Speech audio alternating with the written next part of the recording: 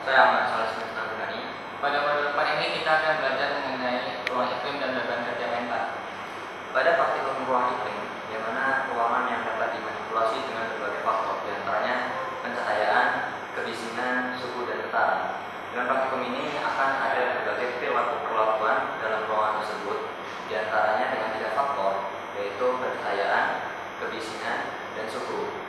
Kemudian dari tujuan dari praktikum ini diantaranya kita dapat mengetahui beban kerja mental secara subjektif dengan penilaian-penilaian yang sudah ada dalam ruang iklim. Kemudian dengan menggunakan indikator NASA TLX yang dapat dinilai untuk indikator apakah itu berat atau ringan dalam pekerjaan tersebut.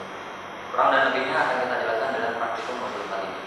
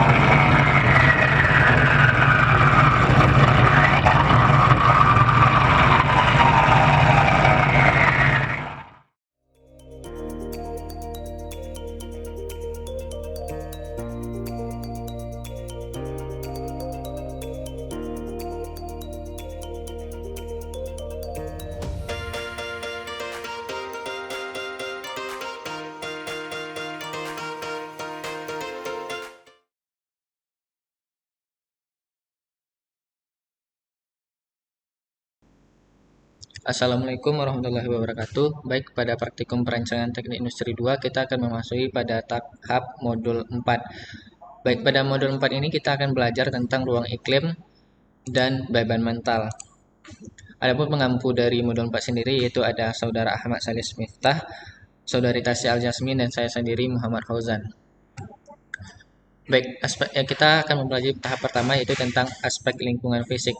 Aspek lingkungan fisik ini kita akan bagi menjadi 3 yaitu suara, suhu, dan cahaya. Nah, kita ingin mengetahui nih apa pengaruh suara, suhu, dan cahaya ini terhadap performansi dari kerja dan beban mental dari operator atau pekerja. Baik, pada dasarnya sebuah pekerjaan itu terdiri dari beberapa komponen utama seperti manusia, bahan baku, mesin, peralatan kerja, serta lingkungan kerjanya. Nah, keempat komponen ini saling berkaitan sehingga dapat menciptakan uh, sebuah produk maupun jasa begitu. Baik, lingkungan kerja yang terdiri dari suara, pencahayaan, dan temperatur serta getaran itu seharusnya diatur sedemikian rupa sehingga dapat menimbulkan efek yang positif pada manusia ketika sedang bekerja. Jadi, kita harus menyesuaikan suara, pencahayaan, dan temperatur serta getaran pada lingkungan kerja agar operator itu dapat merasa nyaman ketika bekerja. Baik, pada praktikum ini kita akan membahas tentang aspek lingkungan. Cuman ada 3 aspek lingkungan yang kita bahas yaitu kebisingan, temperatur, dan pencahayaan. Ya, yang pertama yaitu adalah kebisingan. Apa itu kebisingan? Kebisingan merupakan suatu gelombang suara yang dihasilkan oleh suatu benda atau peralatan ketika bekerja, sehingga dapat mengganggu pekerja saat melakukan pekerjaannya. Kebisingan ini kita kenal juga dengan sebutan noise. Baik, adapun tingkat kebisingan pada yang dapat kita dengar sebagai manusia yaitu yang pertama seperti yang terlihat pada tabel berikut ini. Ada yang sangat tenang yaitu besarnya suara yang dihasilkan sekitar 10 desibel. Suara ini seperti daun-daun yang jatuh atau suara daun yang tertiup angin begitu. Selanjutnya ada yang tenang sekitar 30 sampai 20 sampai 30 desibel seperti rumah, kantor pribadi atau auditorium. Sedangkan yang paling berbahaya pada pendengaran manusia yaitu suara yang dapat menimbulkan efek menulikan atau membuat seseorang uh, menjadi cacat dalam hal indera pendengaran. Adapun tingkat desibel pada suara yang atau kebisingan yang dapat menulikan ini sekitar 100 sampai 120 desibel. Contoh dari ini dapat kita lihat sumber bisingnya dari mana, yaitu dari mesin uap, Mariam dan Halilintar. Baik, adapun sumber kebisingan pada perusahaan industri dapat dilihat pada tabel berikut ini. Biasanya pabrik katal uap tingkat kebisingan sekitar 90 sampai 120 desibel. Dermaga penguji motor sekitar 90 sampai 100 desibel dan seterusnya sampai ke pabrik coklat atau mencetak coklat gitu sekitar 101 sampai 106 desibel. Baik, selanjutnya itu tingkatan paparan kebisingan. Nah, dari yang dikeluarkan Permenaker yaitu Kementerian Pekerjaan, maka dapat kita lihat tabel tingkat paparan kebisingan yang dibolehkan saat pekerja melakukan pekerjaan itu sekitar ini. Itu waktu pemaparan sekitar 8 jam, 1 sampai 8 jam sekitar 85 sampai 94 desibel. Dan ini dapat dipelajari pada modul yang telah disediakan. Selanjutnya kita memasuki ke aspek yang kedua tentang aspek lingkungan yaitu temperatur. Baik, temperatur itu merupakan sebuah perubahan suhu atau panas pada lingkungan kerja. Sehingga dengan temperatur yang cukup tinggi atau terlalu dingin dapat mengganggu ketelitian dari pekerja atau operator saat bekerja. Nah, temperatur yang sangat tinggi bahkan dapat menyebabkan kelelahan pada pekerja saat melakukan pekerjaannya, sehingga hasil produksi pun dapat tidak efektif atau sangat sedikit karena dampak dari temperatur ini. Nilai ambang batas iklim yang diperbolehkan yaitu dapat dilihat di tabel ini. Ini juga dari SK Menteri 75 sampai 100%, ringan sekitar 31 Celcius, sedang sekitaran 28 derajat Celcius, dan seterusnya. Selanjutnya aspek berikutnya yang mempengaruhi lingkungan kerja yaitu adalah pencahayaan. Pencahayaan merupakan ya sebuah gelombang elektromagnetik ya cahaya. Jadi cahaya yang terlalu menyilaukan atau terlalu redup juga dapat menurunkan tingkat ketelitian dari pekerja. Adapun pencahayaan ini kalau diberikan pada pekerja secara normal atau batas wajarnya, maka pekerjaan dapat diselesaikan dengan baik sehingga pekerja dapat menyelesaikan benda kerjanya atau objek pekerjaannya dengan lebih teliti. Adapun kebutuhan pencahayaan dapat kita lihat pada tabel ini. Ketika jenis pekerjaan tidak cermat, seperti contohnya menumpuk barang, maka kebutuhan cahaya yang dibutuhkan pekerja itu sekitar 80 sampai 170 lux.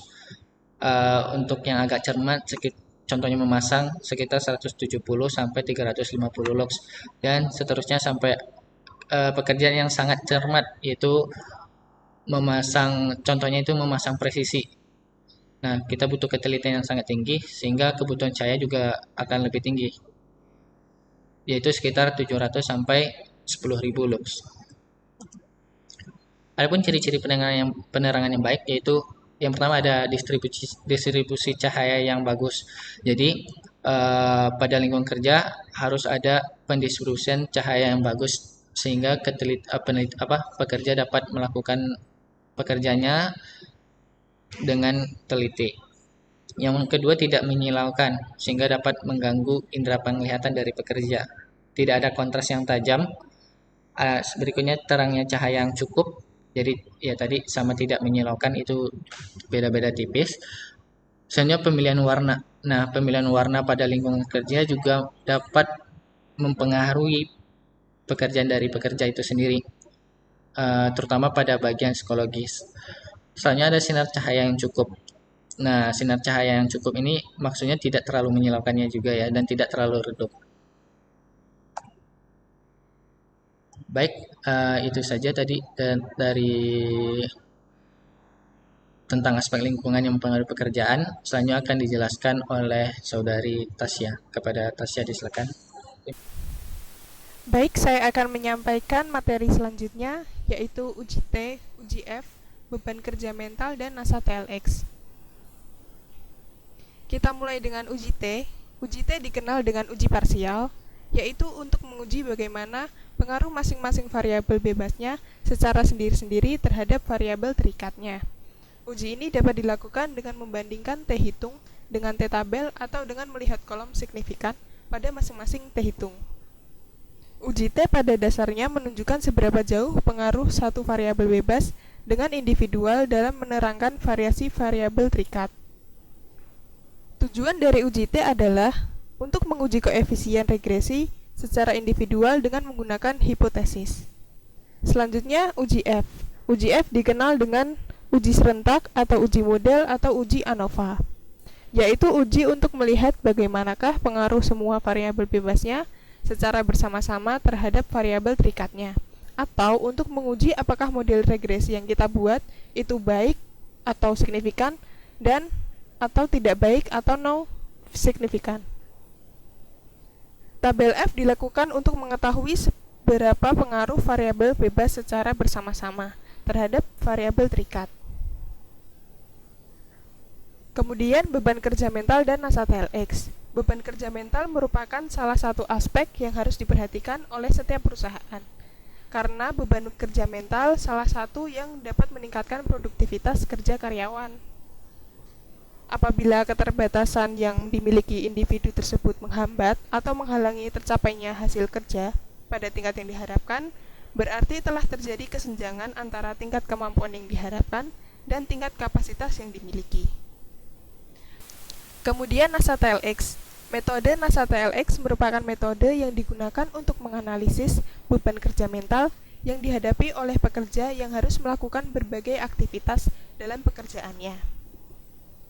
Berdasarkan munculnya kebutuhan pengukuran subjektif yang terdiri dari 6 faktor, yaitu mental demand atau MD, kemudian ada physical demand atau PD, kemudian temporal demand atau TD, dan yang keempat, on performance atau PO, kemudian ada effort atau E, dan yang keenam ada frustration level atau FR. Selanjutnya ada pengukuran beban kerja mental. Nah, pengukuran beban kerja mental ini terbagi dalam dua cara, yaitu yang pertama ada objektif, kemudian yang kedua ada subjektif. Untuk pengukuran beban kerja mental secara objektif itu terbagi menjadi 3 cara. Yang pertama ada pengukuran denyut jantung, di mana secara umum berkaitan dengan meningkatnya level pembebanan kerja. Kemudian yang kedua ada pengukuran waktu kedipan mata, di mana orang yang mengalami kerja berat dan lelah, biasanya durasi kedipan matanya akan lama. Sedangkan untuk orang yang bekerja ringan atau tidak terbebani mental apapun psikisnya, durasi kedipan matanya relatif cepat. Kemudian yang ketiga ada pengukuran dengan metode lain. Pengukuran dilakukan dengan menggunakan alat flicker, berupa alat yang memiliki sumber cahaya yang berkedip makin lama makin cepat, sehingga pada suatu saat yang sukar, untuk diikuti oleh mata yang biasa. Kemudian ada pengukuran beban kerja mental secara subjektif, yaitu kita akan menggunakan metode NASA TLX. Pengukuran beban kerja mental secara subjektif merupakan cara termudah untuk memperkirakan beban kerja mental pada pekerja dalam menampilkan tugas-tugas tertentu. Pekerja diminta untuk menilai beban kerja yang dialami berdasarkan suatu skala berupa daftar kata kunci yang menggambarkan tingkatan beban kerja yang berbeda. Oke, kemudian ada langkah-langkah pengukuran beban kerja mental dengan menggunakan NASA TLX.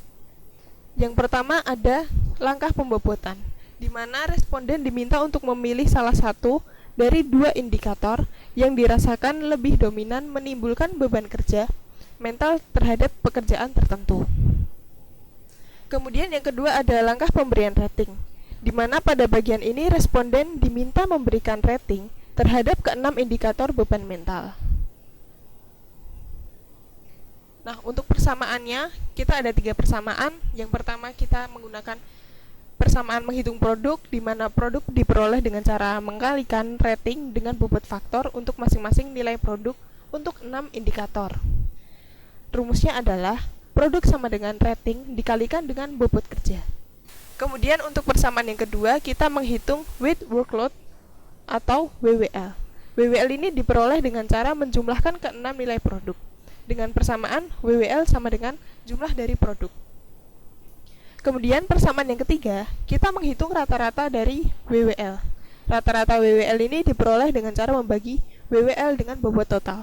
Dengan persamaan, skor sama dengan jumlah dari bobot dikalikan rating, kemudian dibagi dengan 15. Nah, di sini terdapat klasifikasi penilaian beban kerja mental.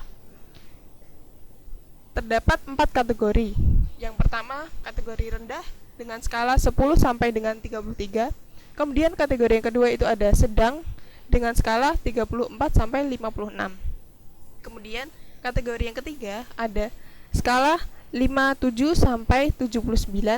Kemudian kategori yang keempat yaitu sangat tinggi dengan skala 80 sampai dengan 100. Kemudian ada dimensi ukuran beban kerja, seperti yang sudah saya sampaikan sebelumnya tadi. Skala atau indikator beban kerja itu memiliki 6 indikator. Yang pertama ada mental demand, di mana seberapa besar aktivitas mental dan perseptual yang dibutuhkan untuk melihat, mengingat, dan mencari. Kemudian yang kedua ada physical demand, di mana jumlah aktivitas fisik yang dibutuhkan. Kemudian ada temporal demand, yaitu tekanan waktu yang dirasakan selama pekerjaan atau elemen pekerjaan langsung. Yang keempat ada performasi atau OP, di mana seberapa besar keberhasilan seseorang di dalam pekerjaannya dan seberapa puas dengan hasil kerjanya. Kemudian yang kelima ada frustration level, seberapa tidak aman, putus asa, tersinggung, terganggu dibandingkan dengan perasaan aman, puas, nyaman, dan kepuasan diri. Yang terakhir ada effort, di mana seberapa keras kerja mental dan fisik yang dibutuhkan untuk menyelesaikan suatu pekerjaan. Kemudian untuk materi selanjutnya akan disampaikan oleh Mas Alis. Terima kasih. Baik teman-teman sekalian, di sini saya akan melanjutkan untuk pengisian kuesioner untuk NASA TLX ya.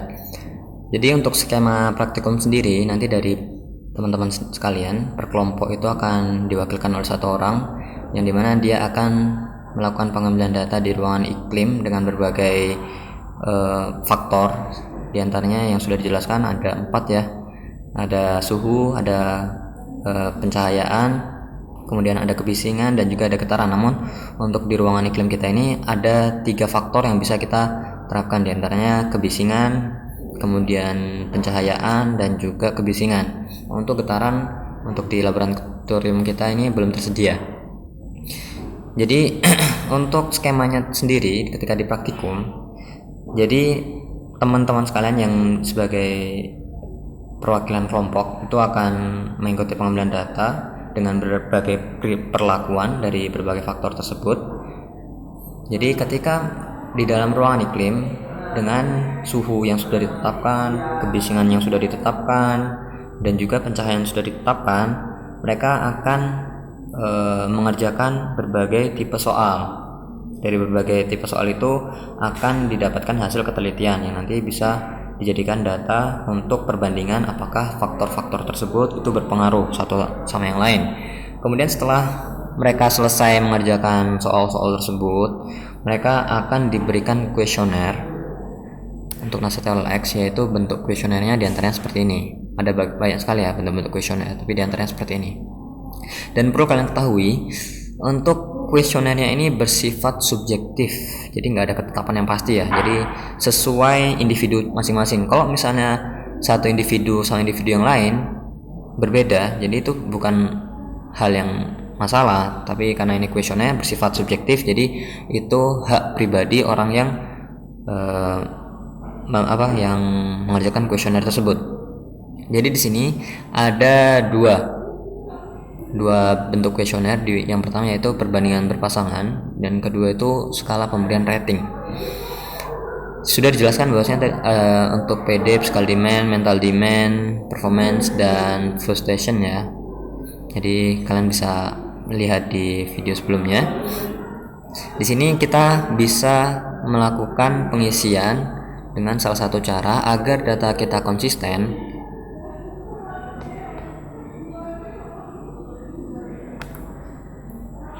Kita bisa mengurutkan terlebih dahulu, mengurutkan dari 6 kategori ini, antara mental, psikal, temporal, performance, effort, atau frustration.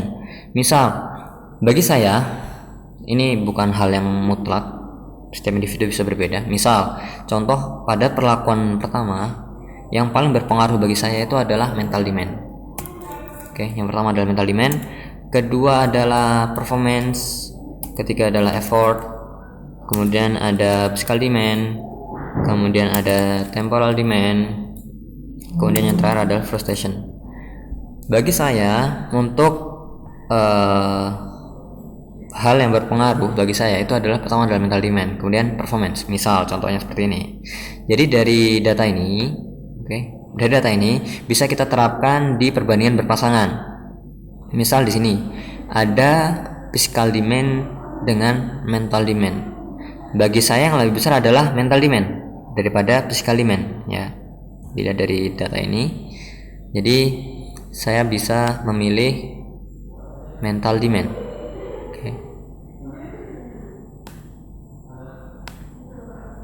Oke. Physical demand saya Kemudian yang kedua ada temporal demand dengan mental demand. Lebih besar mental demand bagi saya, oke. Di sini saya coret di temporal demand. Contoh lagi yang lain. Misal di sini ada effort dan frustration, oke. Di sini dari data sini effort lebih tinggi daripada frustration. Jadi saya lebih memilih effort, oke.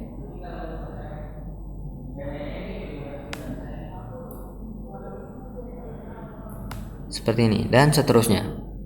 Untuk pengisian untuk perbandingan berpasangan kurang lebih seperti itu, oke. Kita lihat dari data ini. Ingat, sebenarnya ini hanya salah satu cara agar data kita konsisten, agar tidak pusing untuk mengisinya daripada mikir-mikir lagi. Jadi kita dari awal kita sudah menentukan mana yang sekiranya itu yang paling berpengaruh sampai yang tidak paling berpengaruh, oke. Kemudian untuk skala rating sendiri, pengisiannya pun juga bisa menggunakan acuan dari sini, oke. Dari pengaruh-pengaruh ini kita tentukan dari awal, kemudian kita masukkan ke perbandingan berpasangan dan di skala rating. Misal yang pertama adalah mental demand. Mental demand bagi saya itu yang paling tinggi, oke, pengaruhnya yang paling tinggi. Jadi saya boleh menaruh ini dimanapun yang sekiranya itu persentase yang paling tinggi. Oke, ini perbandingannya ini 0 hingga 100 ya. Misal saya taruh di 80. Oke. Pengaruhnya di sini 80 menurut saya. Oke. Kemudian ada physical demand. Physical demand kan ada di bawah keempat ya pengaruhnya ya. Oke. Saya taruh di misal di sini di 40 deh. Ini tetap subjektif, jadi sesuai keinginan kita, mau jaraknya sedikit pun juga nggak masalah. Kemudian di sini ada temporal demand. Temporal demand itu di bawahnya physical. Maaf. Nah, untuk temporal demand ini ada di bawah physical demand. Oke. Jadi kita nggak boleh meletakkan ratingnya itu lebih besar daripada physical demand, harus di bawahnya. Oke. Misal saya taruh di 35 di sini. Oke, kemudian performance di sini kan tertinggi nomor 2. Oke, setelah mental demand. Saya harus meletakkannya itu lebih kecil daripada mental demand, tapi lebih besar daripada physical demand. Misal saya taruh di sini, di 70 deh.